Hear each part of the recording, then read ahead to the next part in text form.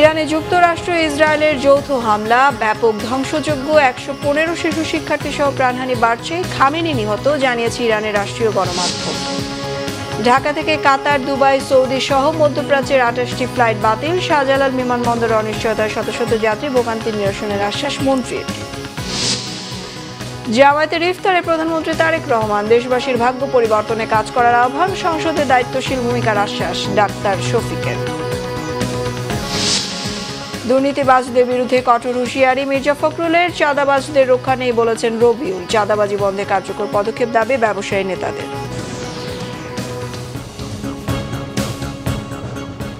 দেখছিলেন crown cement সংবাদ শিরোনাম, এবার বিস্তারিত। শুরুতেই আন্তর্জাতিক প্রসঙ্গ। শেষ পর্যন্ত যুদ্ধের ঘোষণা দিয়ে ইরানে বড় ধরনের হামলা চালিয়ে যাচ্ছে যুক্তরাষ্ট্র ও তার মিত্র দেশ ইসরায়েল। ইরানের সর্বোচ্চ নেতা আয়াতুল্লাহ আলী খামেনিকে হত্যার দাবি করেছে মার্কিন প্রেসিডেন্ট ডোনাল্ড ট্রাম্প। তবে খামেনির মৃত্যু নিয়ে এখনও আনুষ্ঠানিকভাবে কিছু জানায়নি তেহরান। ইরানের রাজধানী তেহরান সহ ২০টি প্রদেশে চলছে দফায় দফায় হামলা। এতে ইরানের ২ কমান্ডার ও একটি গার্লস স্কুলের ১১৫ শিক্ষার্থীর মৃত্যুর খবর পাওয়া গেছে। ইরানও পাল্টা হামলা চালিয়েছে ইসরায়েল সহ মধ্যপ্রাচ্যের বিভিন্ন দেশে থাকা মার্কিন ঘাঁটিগুলোতে। ইসরায়েলে ইরানের ২ শতাধিক মিসাইল হামলায় তেল আবিবে ১ জন নিহত হয়েছেন। কাতারে ৬৬টি ক্ষেপণাস্ত্র হামলা চালিয়েছে ইরান, এতে আহত হয়েছে অন্তত ৮ জন। কুয়েতে বাংলাদেশি সহ ১২, দুবাইয়ে ৪ ও ইরাকে ৩ জন আহত হয়েছেন এবং আবুধাবিতে ১ জন নিহত হয়েছেন। এদিকে ইরান হামলা ইস্যুতে জরুরি বৈঠক ডেকেছে জাতিসংঘ নিরাপত্তা পরিষদ।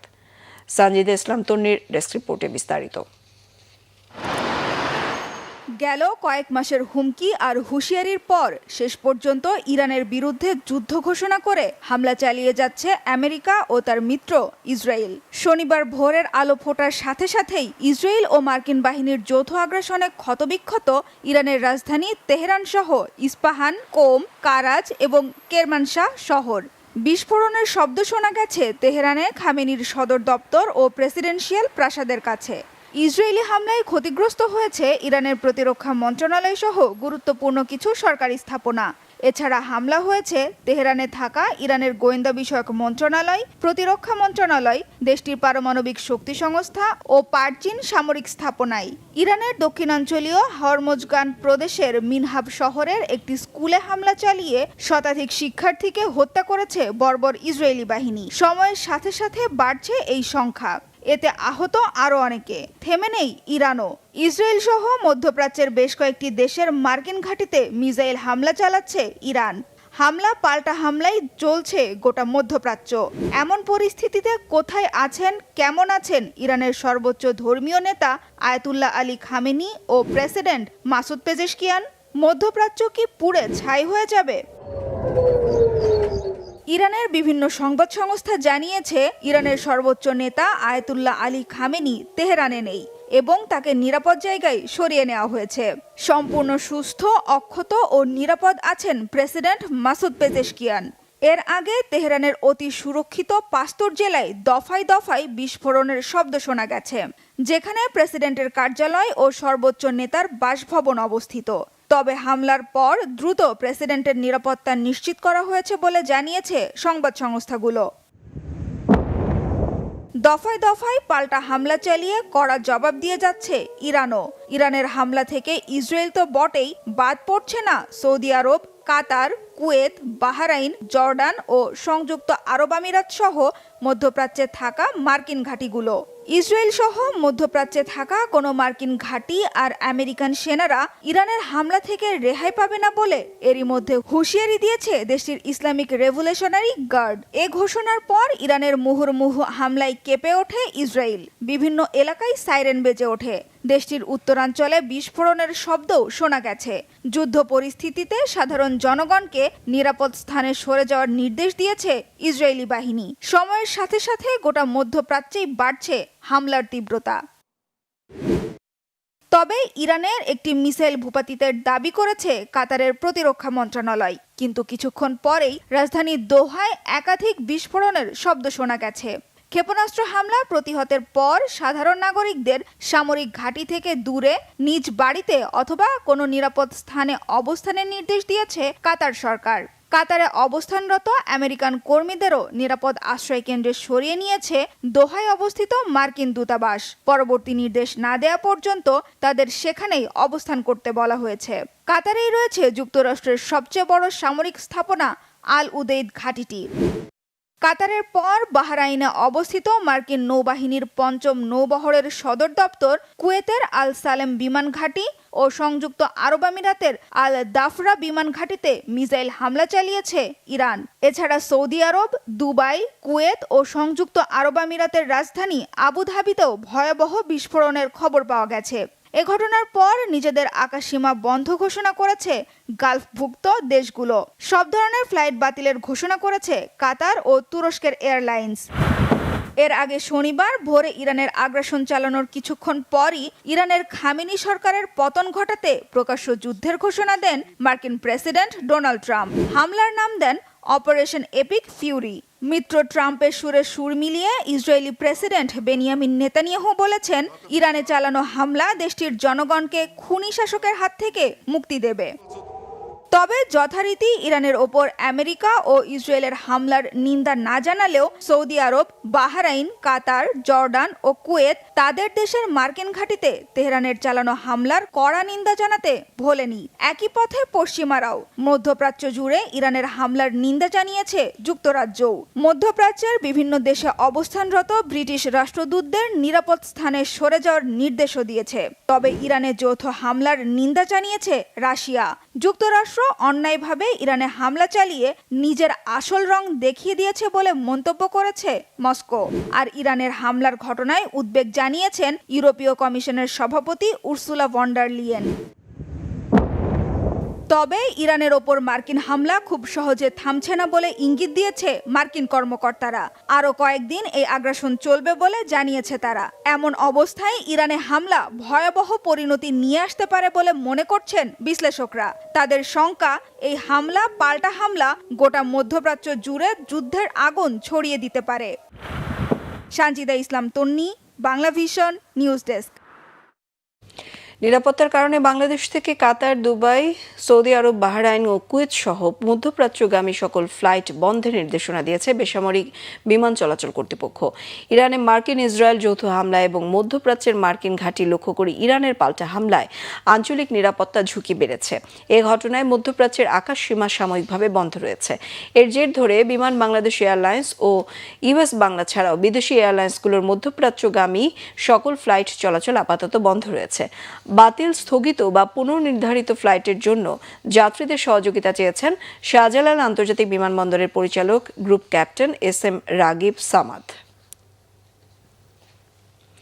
এদিকে মধ্যপ্রাচ্যের আকাশে যুদ্ধের উত্তেজনা, আর তার প্রভাব এসে পড়েছে ঢাকার হযরত শাহজালাল আন্তর্জাতিক বিমানবন্দরেও।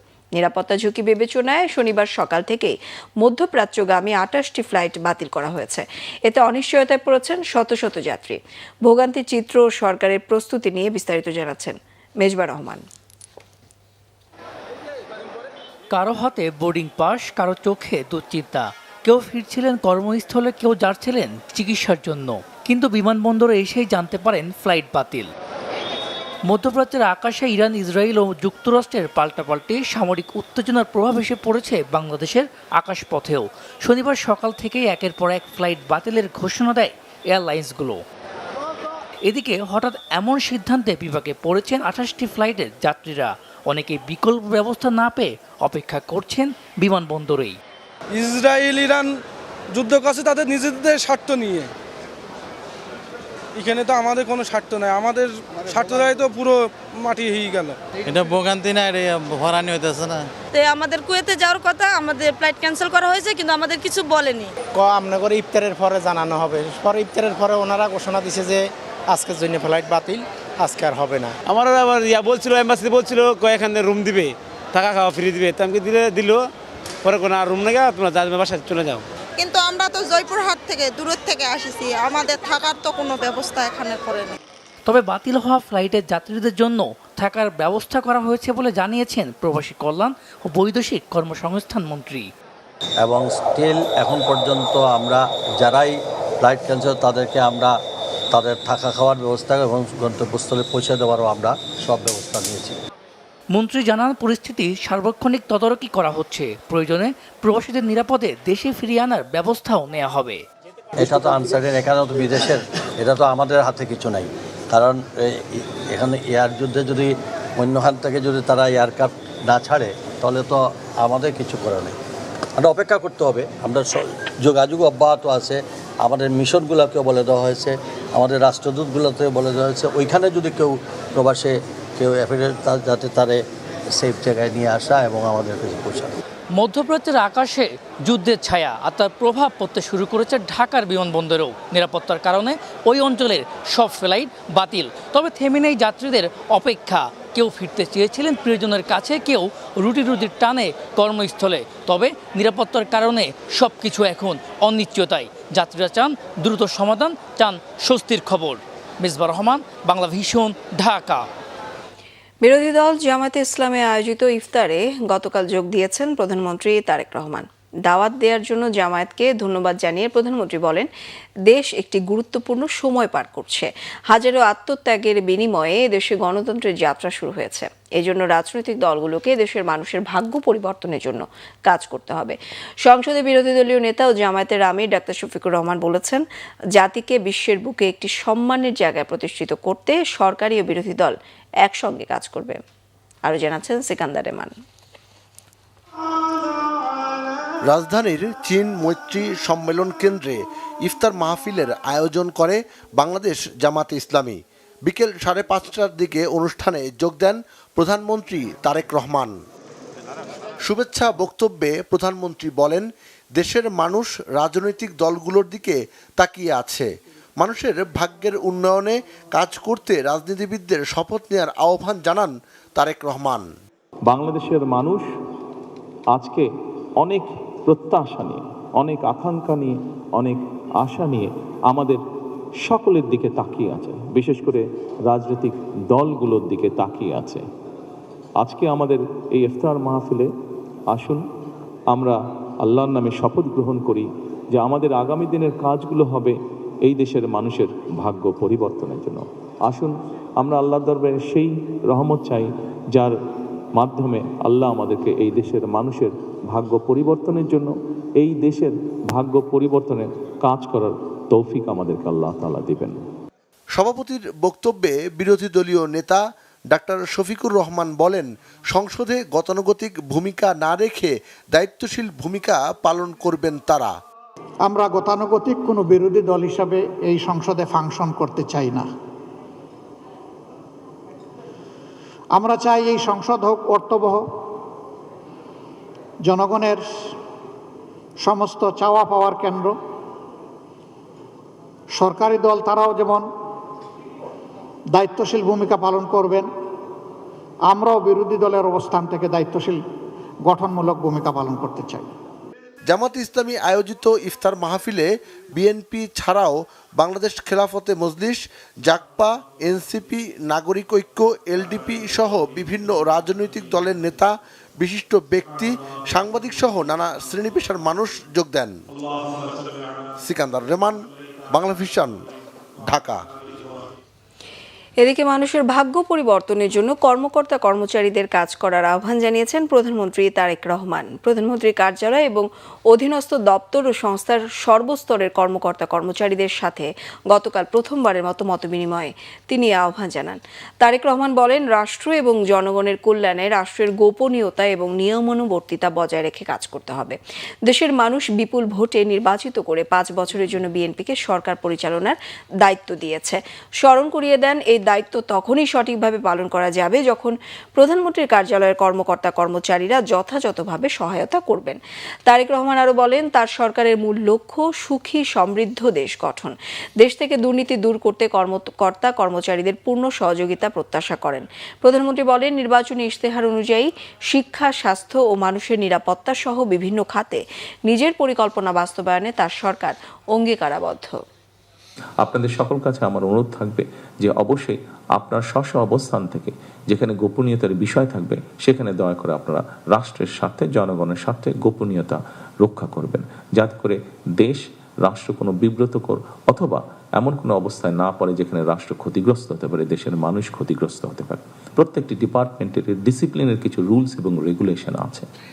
আমার প্রত্যাশা থাকবে আপনাদের কাছে সেই রুলস এবং রেগুলেশনগুলো ডিসিপ্লিনের ক্ষেত্রে আমরা কঠোরভাবে মেনে চলার চেষ্টা করব। ডিসিপ্লিনগুলোকে আমরা যদি মেনে চলি, স্বাভাবিকভাবে এটি আস্তে আস্তে মানুষের মধ্যে এই জিনিসগুলো ছড়াতে শুরু করবে এবং আমাদের পক্ষে সম্ভব হবে জাতিকে একটি ডিসিপ্লিন জায়গায় নিয়ে আসার জন্য। আমার মনে হয় আমি যতটুকু বলতে চেয়েছি আপনাদের কাছে, আমি যতটুকু বোঝাতে চেয়েছি আপনাদের কাছে, আমি যতটুকু সহযোগিতা চেয়েছি আপনাদের কাছে, আগামী যে দিনগুলো আমাদের সামনে আসবে আমি দৃঢ়ভাবে আশাবাদী আপনাদের সকল রকম ইনশাল্লাহ সহযোগিতা আমি আপনাদের কাছে পাবো। আমার সরকার আপনাদের সকলের কাছে সহযোগিতা পাবে।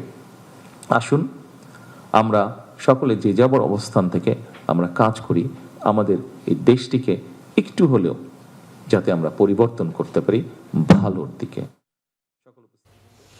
দুর্নীতিকে অতীতে বিএনপি কখনোই প্রশ্রয় দেয়নি, ভবিষ্যতেও দেবে না বলে জানিয়েছেন এলজিআরডি মন্ত্রী মির্জা ফখরুল ইসলাম আলমগীর। গতকাল ঠাকুরগাঁও জেলা প্রশাসক সম্মেলন কক্ষে এক মতবিনিময় সভায় তিনি কথা বলেন। মির্জা ফখরুল বলেন, যার যেটা কাজ সে সেটা করবেন। যারা দুর্নীতি করবে তাদের দেখার জন্য দুদক আছে।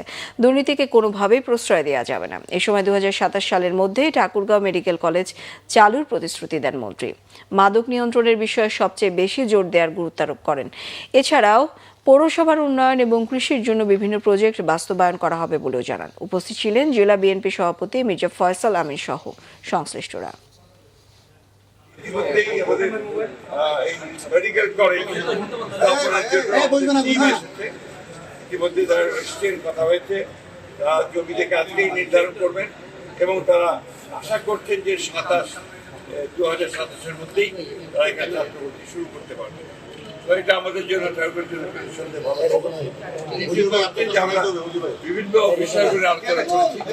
আমরা সবচেয়ে বেশি জোর দিয়েছি মাদক নিয়ন্ত্রণের জন্য। অন্য যে কোনো সময়ের চেয়ে এই যাত্রা স্বস্তির ও নিরাপদ হবে জানিয়েছেন সড়ক পরিবহন ও সেতু মন্ত্রী শেখ রবিউল আলম। গতকাল নারায়ণগঞ্জে বিআইডব্লিউটি এর নির্মাণাধীন ভবন পরিদর্শনে গিয়ে তিনি এসব কথা বলেন। রবিউল আলম বলেন, পরিবহন সেক্টরে চাঁদাবাজি ও অতিরিক্ত ভাড়া আদায় করলে ফৌজদারি অপরাধ হিসেবে ব্যবস্থা নেওয়া হবে। এজন্য সব ধরনের প্রস্তুতি নেওয়া হয়েছে। লাইটার জাহাজে গম সহ প্রয়োজনীয় পণ্য নির্ধারিত সময়ের মধ্যে খালাস না করে মজুত রাখার অভিযোগ রয়েছে। এতে কৃত্রিম সংকট তৈরি হলে দায়ীদের বিরুদ্ধে আইনি ব্যবস্থা নেওয়া হবে বলেও জানান মন্ত্রী। মুক্তিযুদ্ধ বিষয়ক প্রতিমন্ত্রী ইশরাক হোসেন জানিয়েছেন, ঢাকার নাগরিক সমস্যা সমাধানে সমন্বিতভাবে কাজ করা হবে। ঢাকার নাগরিক সমস্যা নিরসনে গতকাল দুপুরে ঢাকা দক্ষিণ সিটি কর্পোরেশনের নবনিযুক্ত প্রশাসক আব্দুস সালামের সঙ্গে সৌজন্য সাক্ষাৎ করেন মুক্তিযুদ্ধ বিষয়ক প্রতিমন্ত্রী ইশরাক হোসেন। বৈঠক শেষে রাজধানীর নগর ভবনে সাংবাদিকদের জানান, ডেঙ্গু মোকাবেলা, মশক নিধন কর্মসূচি জোরদার, রাস্তাঘাটের রক্ষণাবেক্ষণ ও জলাবদ্ধতা সহ নগর সমস্যাগুলো নিয়ে প্রাথমিক আলোচনা হয়েছে।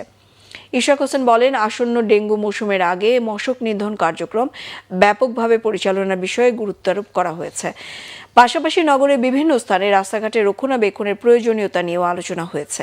মুক্তিযুদ্ধ বিষয়ক প্রতিমন্ত্রী আরও বলেন, প্রধানমন্ত্রী তারেক রহমান নির্বাচিত সংসদ সদস্য ও প্রশাসকদের নাগরিক সেবা দ্রুত সচল করার নির্দেশনা দিয়েছেন। রাজনীতিতে চাঁদাবাজির কোনো স্থান নেই, এটি একটি সামাজিক ক্ষত বলে মন্তব্য করেছেন বিসিসিআই এর প্রশাসক মোহাম্মদ আব্দুর রহিম খান।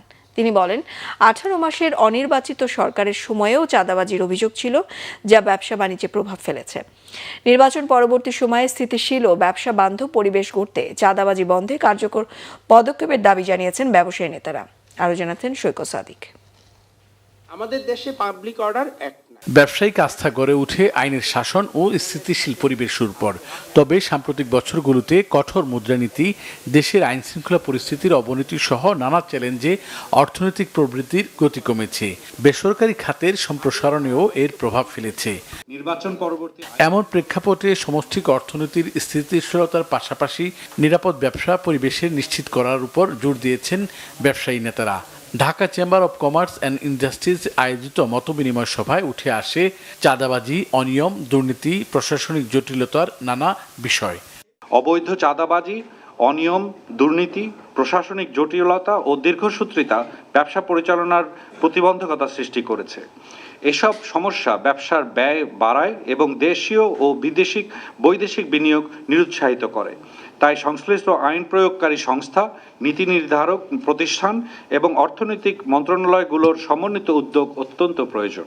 এইখানে ব্যবসা বাণিজ্যের ক্ষেত্রে কেউ যদি প্রতিযোগিতার পরিপন্থী কোনো কর্মকাণ্ডে কেউ নিয়োজিত হয়, সেটা প্রতিহত করাই আমাদের কাজ। সেই ক্ষেত্রে আপনারা নিজেরাও আমাদের কাছে অভিযোগ করতে পারেন, অথবা আমাদেরকে ইনফরমেশন দিলে আমরা সুও মোটো আমরা মামলা করে সেই ধরনের ব্যবস্থা নিতে পারি। 18 মাসের অনির্বাচিত সরকারের সময়েও চাঁদাবাজির অভিযোগ ছিল বলে মন্তব্য করেছেন এফবিসিসিআইয়ের প্রশাসক। বলেন, গণতান্ত্রিক পরিবেশ ও সুষ্ঠু বাজার ব্যবস্থাপনা ছাড়া আইন শৃঙ্খলা স্বাভাবিক থাকে না। আমরা ঘুরে ফিরেই আজকে আলোচনায় আসছে যে আইন শৃঙ্খলা পরিস্থিতি, আরেকটা হলো বাজার ব্যবস্থাপনা। সত্যিকার অর্থে গণতান্ত্রিক পরিবেশ ছাড়া এই দুটোর কোনোটাই স্বাভাবিকভাবে কাজ করার কোনো সুযোগ নেই। দ্বিধা নাই যে এই দুটি ক্ষেত্রে আমাদের সমস্যাও ছিল। জনগণের আস্থা কোথায়? জনগণের আস্থা থাকবে গণতান্ত্রিক ব্যবস্থার উপরে। সভায় ব্যবসায়ী প্রতিনিধিরা বলেন, নির্বাচন পরবর্তী সময়ে স্থিতিশীল ও ব্যবসা বান্ধব পরিবেশ গড়তে আইন শৃঙ্খলা রক্ষাকারী বাহিনী, স্বরাষ্ট্র ও বাণিজ্য মন্ত্রণালয় সহ সংশ্লিষ্ট সংস্থাগুলোকে সমন্বিত উদ্যোগ নেওয়া জরুরি। বিশ্বের বিভিন্ন দেশ, এমনকি প্রতিবেশী দেশেও, ইন্ডিয়াতেও জিনিসপত্রের দাম কমে যায়, কাপড় চোপড়ের দাম কমে। ইউরোপে আপনার বড়দিনের আগে পরে দেখবেন যে মার্কেট সয়লাভ হয়ে যায়, মানে এই সমস্ত ওই মূল্যহ্রাসের ইয়াতে। আর আমরা কেমনে জিনিসের দাম বাড়াবো সেই চিন্তায় থাকি। অর্থনৈতিক প্রবৃদ্ধি নিশ্চিত করতে সকলের সমষ্টিক প্রচেষ্টার উপরও জোর দিয়েছেন ব্যবসায়ী নেতারা। নাগরিকের জীবন মান উন্নয়ন করবে। সৈকত সাদিক, বাংলা ভিশন, ঢাকা। রাজনৈতিক মতপার্থক্য কিংবা তর্ক বিতর্ক থাকলেও জাতীয় স্বার্থে সবাই এক থাকার প্রত্যয় ব্যক্ত করেছেন স্বরাষ্ট্রমন্ত্রী সালাউদ্দিন আহমেদ। তিনি বলেন, জাতীয় সংসদ হবে আলোচনার কেন্দ্রবিন্দু। শনিবার সন্ধ্যায় এনসিপির প্রথম প্রতিষ্ঠাবার্ষিকীর ইফতার অনুষ্ঠানে স্বরাষ্ট্রমন্ত্রী এসব কথা বলেন। এ সময় জামায়াতের সেক্রেটারি জেনারেল মিয়া গোলাম পরোয়ার বলেন, জুলাই সনদের কোনো বিষয় সরকারের বাদ দেওয়া উচিত হবে না। সবশেষে তৃণমূলকে শক্তিশালী করার প্রত্যাশা জানিয়ে এনসিপির আহ্বায়ক নাহিদ ইসলাম বলেন, স্থানীয় সরকার নির্বাচন দ্রুত সময় দিতে হবে। অন্তর্বর্তী সরকার যেসব অধ্যাদেশ জারি করেছে তা এই সংসদে আইন আকারে পাশ করার আহ্বানও জানান তিনি। সংবাদ শেষ করব ক্রাউন সিমের শিরোনামগুলো আরও একবার জানিয়ে। ইরানে যুক্তরাষ্ট্র ইসরায়েলের যৌথ হামলা, ব্যাপক ধ্বংসযজ্ঞ, 115 শিশু শিক্ষার্থী সহ প্রাণহানি বাড়ছে, খামেনি নিহত, জানিয়েছে ইরানের রাষ্ট্রীয় গণমাধ্যম। ঢাকা থেকে কাতার, দুবাই, সৌদি সহ মধ্যপ্রাচ্যের 28টি ফ্লাইট বাতিল, শাহজালাল বিমানবন্দরে অনিশ্চয়তায় শত শত যাত্রী, ভোগান্তি নিরসনের আশ্বাস মন্ত্রীর। জামায়াতের ইফতারে প্রধানমন্ত্রী তারেক রহমান দেশবাসীর ভাগ্য পরিবর্তনে কাজ করার আহ্বান, সংসদে দায়িত্বশীল ভূমিকার আশ্বাস ডাক্তার শফিকের। দুর্নীতিবাজদের বিরুদ্ধে কঠোর হুঁশিয়ারি মির্জা ফখরুলের, চাঁদাবাজদের রক্ষা নেই বলেছেন রবিউল, চাঁদাবাজি বন্ধে কার্যকর পদক্ষেপ দাবি ব্যবসায়ী নেতাদের। এই ছিল এখনকার মতো। পরের সংবাদ সকাল 10টায় 9টায় রয়েছে নিউজ টপ 10 দেখার আমন্ত্রণ রইল। এছাড়া বাংলা ভিশন সংবাদ ও সংবাদ সংশ্লিষ্ট অনুষ্ঠান দেখতে ভিজিট করুন www.bbnews24.com ও facebook.com/banglavisionnews। সাবস্ক্রাইব করুন youtube.com/banglavisionnews। সঙ্গে থাকায় ধন্যবাদ।